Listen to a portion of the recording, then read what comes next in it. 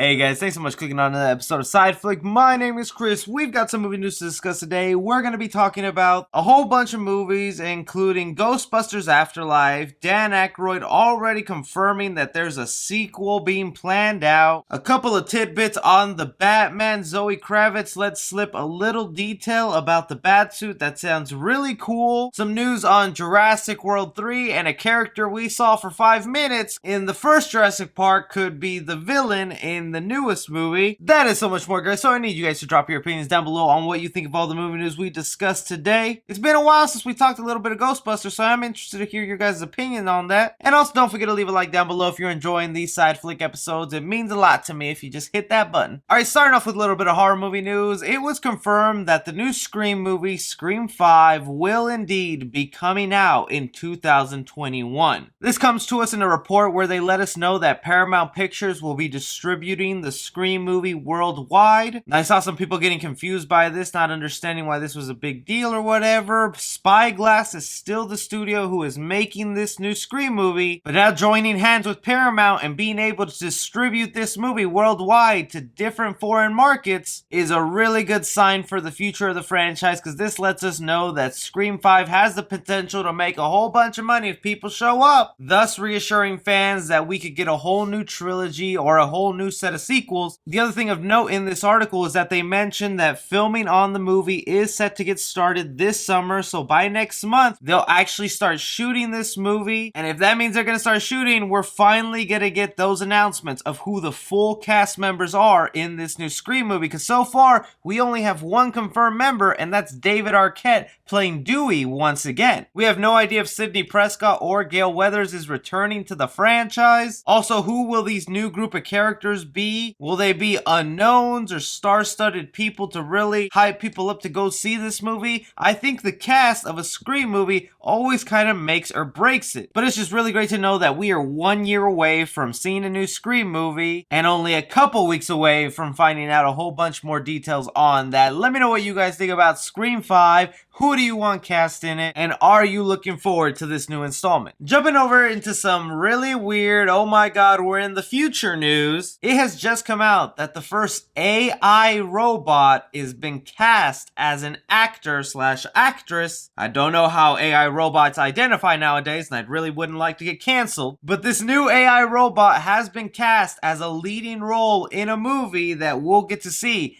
very soon. Here in the article that I'm reading, first AI robot actor is set to star in a $70 million sci-fi movie. This is an AI robot that was made in Japan. Her name is Erica. The story of the movie she'll be starring in goes as: the movie tells the story of a scientist who discovers the danger of a human DNA perfecting program he created and sets out to help Erica escape from it. Specific details on why they decided to do this goes as: in other methods of acting, actors involve their own life experiences in the role, but Erica has no life experiences. She was created from scratch to play the role. We have to simulate her motions and emotions through one-on-one sessions, such as controlling the speed of her movements and coaching character development and body language.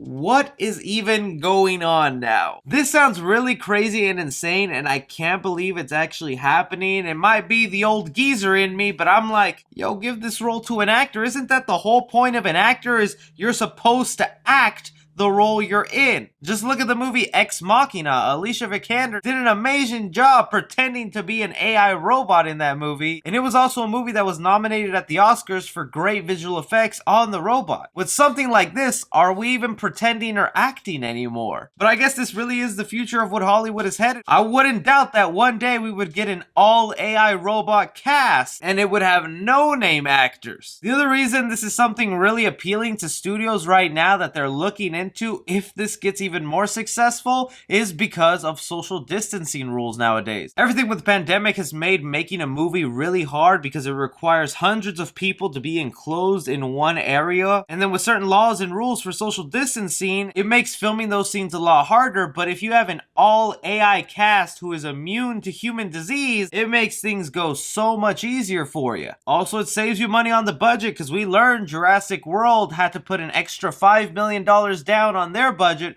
for social distancing rules. I'm really gonna wait to see a trailer for this and how it turns out. Do you even nominate a robot for an Oscar? How does that work? It's so many questions. I definitely want to hear from you guys. How do you feel about the first AI robot getting a role in a movie?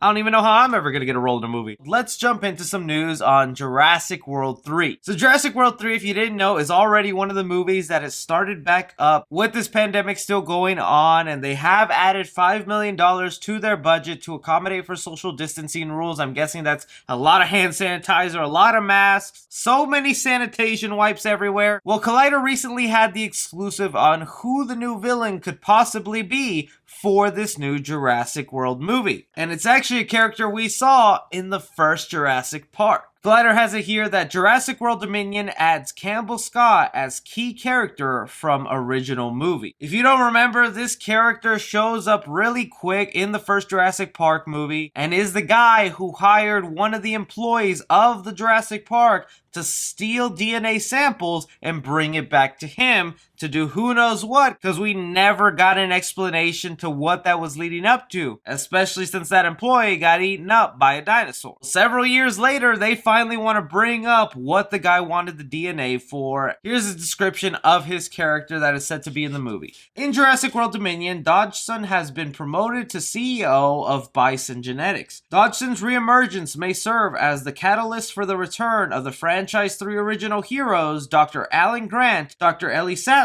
and Dr. Ian Malcolm. So it seems this is the guy who's been wanting the DNA of the dinosaurs since the first Jurassic Park movie all the way to Jurassic World. And this all falls very much in line with what we've heard so far, is that the little clone girl in Jurassic World Fallen Kingdom will be abducted. Chris Pratt's character and Bryce Dallas Howard's character are gonna go after to save her, while they also bump into the legacy characters from the first Jurassic Park. The thing that intrigues me the most is I just want to know, what exactly are they doing in this laboratory? What do they want this dinosaur DNA for? Because in Fallen Kingdom, they explain that they want to weaponize the dinosaurs, and I'm like, okay, I guess that works out, but I kind of want to see some dinosaur-human hybrids, or you make more dinosaur-mutated creatures like the Endoraptor. But also, Jurassic World 3 is showing huge respect to the Jurassic Park fans out there by bringing this minor character who we never got an explanation of and bringing him full forward in their 6th installment. How do you guys feel about this guy possibly being the main villain for Jurassic World 3, and what do you think is going on in his dinosaur DNA lab?